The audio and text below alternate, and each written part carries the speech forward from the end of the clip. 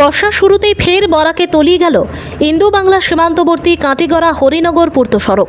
প্রায় 200 মিটার এলাকা জুড়ে প্রায় 40 ফুট গভীরে তলিয়ে গেছে গুরুত্বপূর্ণ পূর্ত সড়ক। বুধবার সকাল 9টা নাগাদ আচমকাই বরাকে তলিয়ে যায় সড়কটি।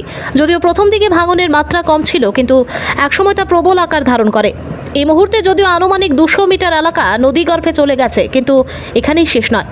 যে কোনো সময় এই ভাঙন আরও প্রবল আকার ধারণ করবে বলে আশঙ্কা স্থানীয়দের।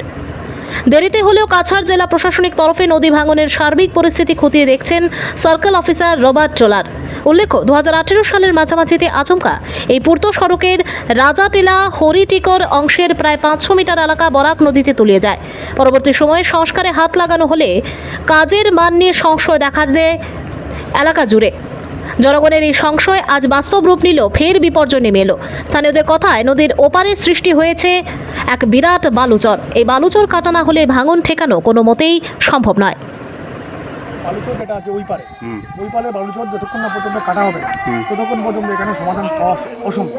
আর এই বৃহৎ অঞ্চল যেটা সীমান্ত অঞ্চল যেটা প্রায় প্রায় ইয়ে থেকে লেবাউটা থেকে ধরে পারে 1 লাখ পপুলেশন, এবং সীমান্ত আমাদের বিএসএফ ক্যাম্প, ওই যে কারেন্টের যে বর্তমানে কারেন্টের খুঁটিগুলো নিচে চলে গিয়েছে। তো আমরা আহ্বান করছি এখানে সকালে আপনারা এসে দেখুন কান্নার রুল পড়ে গিয়েছিল এখানে।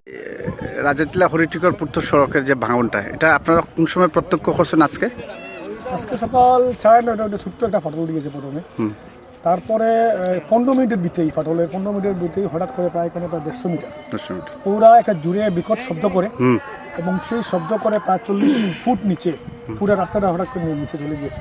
আপনারা দেখতে পাচ্ছেন এখানে আমাদের ওয়াটার রিসোর্সের কাজ চলছে। কাজ চলা অবস্থায় কাজের যে পোর্শন, সেই পোর্শন বাদ দিয়ে আর নতুনভাবে তা আরও 100-150 মিটার চলে গিয়েছে। এখানে সিএম প্যাকেজের কাম হয়েছিল 2019-এ, তখন প্রোটেকশনের পর প্রায় 8-10 বছর। আচ্ছা, সিএম প্রোটেকশনের যে 1900 যেটা ছিল, এটা তো পূর্ত বিভাগের ছিল না, ওইটা ফ্লাড কন্ট্রোল আচ্ছা। Water resource department. আচ্ছা, ওয়াটার রিসোর্স ডিপার্টমেন্ট।